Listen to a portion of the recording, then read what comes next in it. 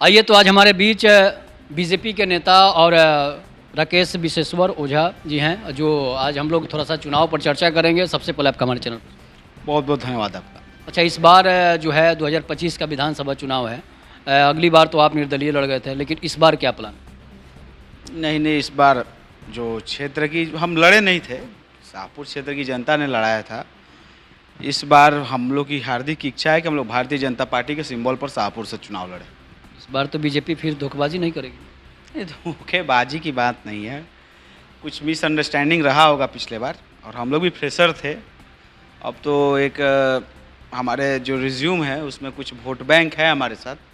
मुझे पूर्ण विश्वास है कि भारतीय जनता पार्टी मुझ पर विश्वास जताएगी और हम लोग कमल के सिंबल पर चुनाव लड़ेंगे शाहपुर से। निर्दलीय होने के बावजूद भी आप इतना वोट लाए थे, जिस तरह से आपने वोट लाया, शायद विपक्ष में इतना कोई वोट लाया हो। हम लोग लगभग 42,000 41,500 वोट आया था, और हमको नहीं आया था, शाहपुर की जनता का वो आशीर्वाद था, प्यार था। कुछ लोग समझने में असफल रहे थे, नहीं तो जो आशीर्वाद और प्रेम मिल रहा था, अगर और भी थोड़ा हम लोग शायद मेहनत कर रहे होते या लोगों को समझाने में सफल हो पाए रहते, तो निर्दलीय भी हम लोग उनको हराने में सफल हो गए रहते। लेकिन ठीक है, समय है। इस बार मुझे पूर्ण विश्वास है कि जनता का आशीर्वाद मिलेगा और हम लोग इस बार लालटेन को शाहपुर में से बुझा देंगे। सबसे बड़ी बात है कि टिकट के दावेदार आप थे, लेकिन बीजेपी ने धोखेबाजी कर दी। जिस तरह से कि आपको टिकट देना चाहिए था, आप पूर्ण रूप से दावेदार थे, लेकिन टिकट वही मैंने कहा कि कुछ मिसअंडरस्टैंडिंग पार्टी को रही थी, और परिणाम भी सबके सामने है। खैर, जो बीत गई है वो बात छोड़ देनी चाहिए, नई शुरुआत करनी है। शाहपुर के नए भविष्य के लिए हम लोग पुनः एक नए सिरे से मेहनत कर रहे हैं, और ऐसा नहीं है कि चुनाव हारने के बाद हम लोग हताहत होकर घर में बैठ गए। चुनाव हारने के बाद से भी हम लोग डबल एनर्जी के साथ क्षेत्र में काम किए। ये पूर्ण विश्वास है, जिस तरह से जनता का आशीर्वाद और प्यार मिल रहा है, पार्टी का भी आशीर्वाद मिलेगा, और हम लोग का जो लक्ष्य है शाहपुर में विजय श्री हासिल करने का, वो हम लोग जरूर सफल होंगे। अच्छा, ऐसा लगता है कि बीजेपी जो है फॉरवर्ड के नेताओं के साथ धोखेबाजी करती है? ना, इस तरह का फॉरवर्ड बैकवर्ड हमारे पार्टी में नहीं होता है। ये जहाँ होता होगा वहाँ होता होगा। हम लोग की पार्टी का एजेंडा कभी भी कास्ट पॉलिटिक्स रहा ही नहीं है। हमारी ही एक पार्टी है जो जब चुनावी मैदान में आती है तो विकास के मुद्दों को लेकर आती है, अलग अलग जो डेवलपमेंट स्कीम्स है उसको धरती पर उतार कर आती है। आप प्रमाण के तो स्वरूप आप देख भी सकते हैं, विभिन्न योजनाओं को हमारी सरकार ने धरातल पर उतारा है। ये साफ दर्शाता है कि हम लोग कोई कास्ट ओरिएंटेड पॉलिटिक्स नहीं करते, और हम लोग इसमें विश्वास भी नहीं रखते। भारतीय जनता पार्टी को हर एक कास्ट का समर्थन है, हर एक धर्म का समर्थन है, और ख़ास करके मुझे हर एक जाति धर्म के लोग अपने जात पात के भावना से ऊपर उठ के प्रेम देते हैं। तो जात पात वाले फैक्टर हमारे पार्टी में ना है, ना थी, ना कभी रहेगा। मैंने इसलिए ऐसा बोला कि जो है राजीव प्रताप रूडी का मामला हो, पवन सिंह का मामला हो, कि बीजेपी पवन सिंह को टिकट देती है फिर वापस टिकट ले लेती है। देखिए, ये लोग बड़े नेता हैं, इनके बारे में तो ज़्यादा मुझे नॉलेज नहीं है। और जहाँ तक बात है पवन सिंह का प्रकरण का या फिर राजीव प्रताप रूडी का, ये सभी खास करके राजीव प्रताप रूडी जी की हम बात करें तो हमारी पार्टी का इंटरनल वो दोस्ताना फ्रेंडली जो संघर्ष करते हैं वो था।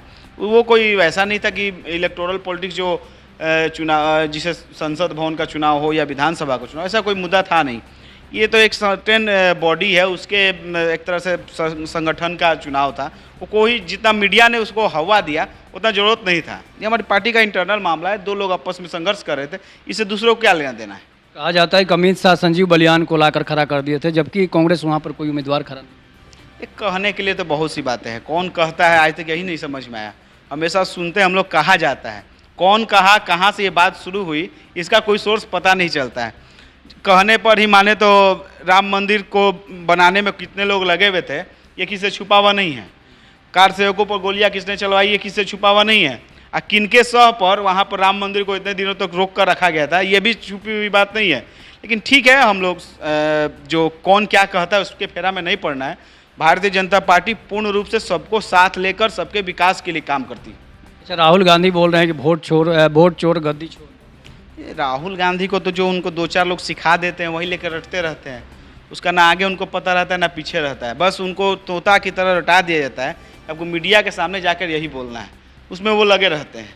और जहाँ तक बात है वोट चोरी का, ये पूर्ण रूप से एक फेक एजेंडा समाज में छोड़ा गया है, क्योंकि बिहार चुनाव में विपक्ष के पास कोई मुद्दा ही नहीं है जिसको वो लेकर जनता के बीच में जाए।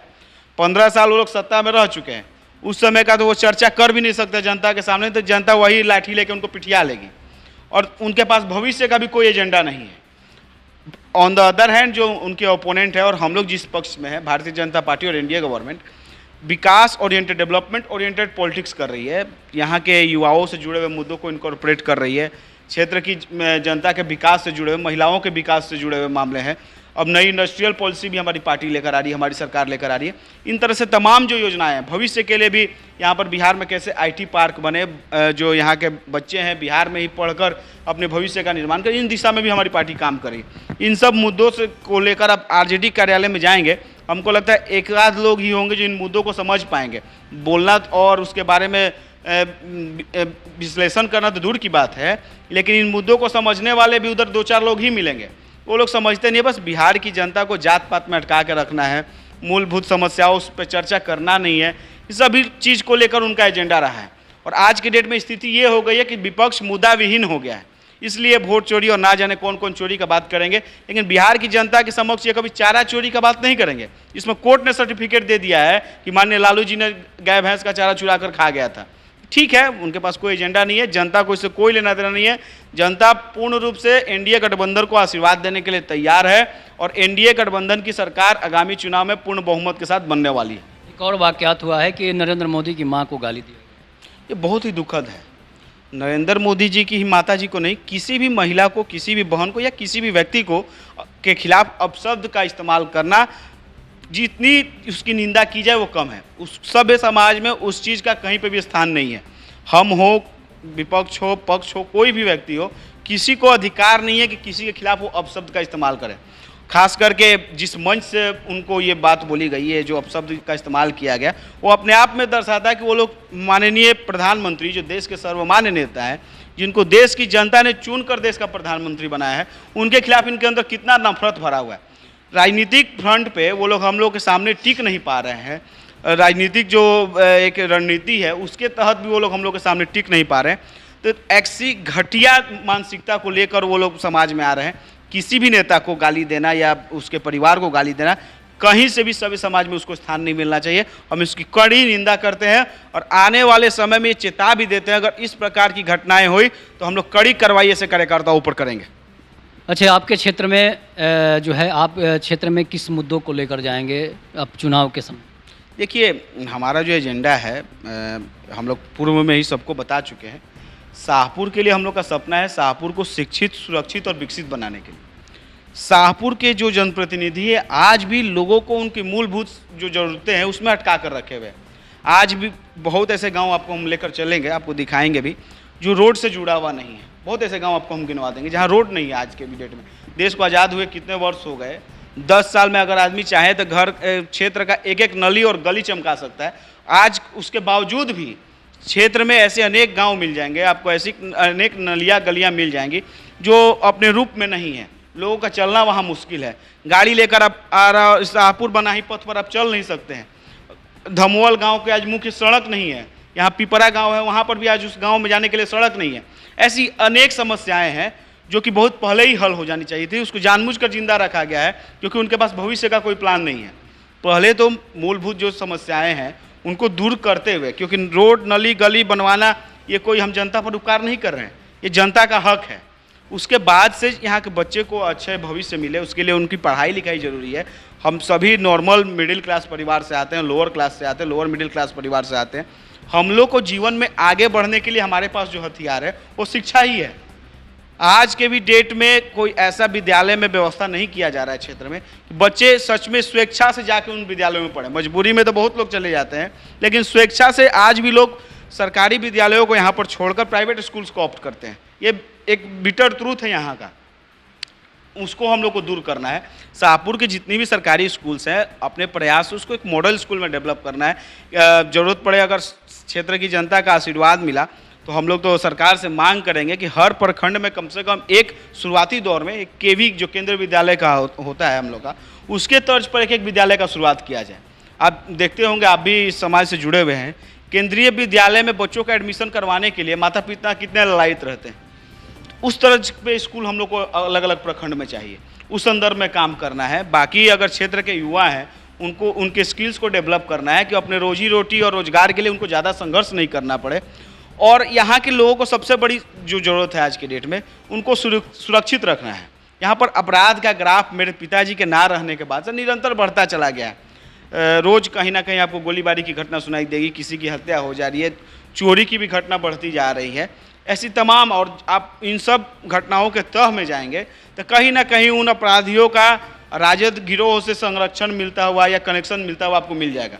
इन सभी चीज़ों को शाहपुर क्षेत्र से मिटाना है, तो क्षेत्र को शिक्षित, सुरक्षित और विकसित बनाने का हमारा लक्ष्य है। उस दिशा में हम लोग काम कर रहे हैं और मुझे पूर्ण विश्वास है कि जनता के आशीर्वाद से उस लक्ष्य को हम लोग हासिल भी करेंगे। अच्छा, आपके यही क्षेत्र में जवनिया गांव है जहां पर काफ़ी घर जो है बर्बाद हो गए हैं, गंगा जी में चले गए।